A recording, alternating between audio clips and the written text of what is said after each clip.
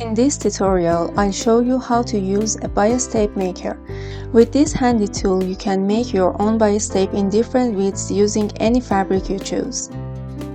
At the end of the video, I'll explain the one small difference between the green bias tape maker and the other sizes. Bias tape makers come in different sizes. They are usually color-coded and the size of each one is printed on the back. Before using a bias tape maker, cut your fabric into bias strips. Then simply feed each strip through the tool to fold it into bias tape. To make the strips, cut your fabric on the 45-degree bias. The width of each strip should be twice the size printed on the back of the bias tape maker.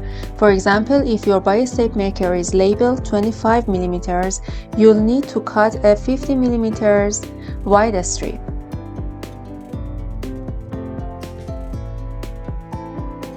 I'm using the blue bias tape maker, which makes 25 mm bias tape. To fit the stripe into the bias tape maker, you can use either a pin or an awl to guide the fabric through the tool. Make sure the fabric is centered as it passes through, so both folded edges are even. Once the tip comes out, press the first section with your iron and secure it with a pin if needed.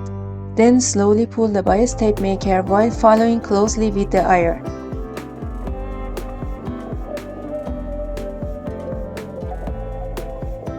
To make double fold bias tape, just fold it in half along the center line and give it a final press with the iron.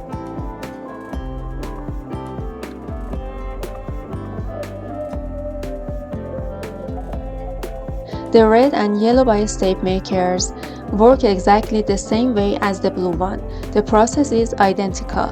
The only difference is the green one, which is the smallest size. On the larger bias tape makers, the small guide slot is on the top, so you feed the fabric through from above using an awl or a pin.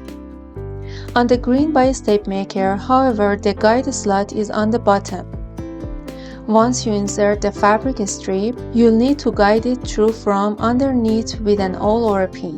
That's the only difference between the green size and the other bias tape makers.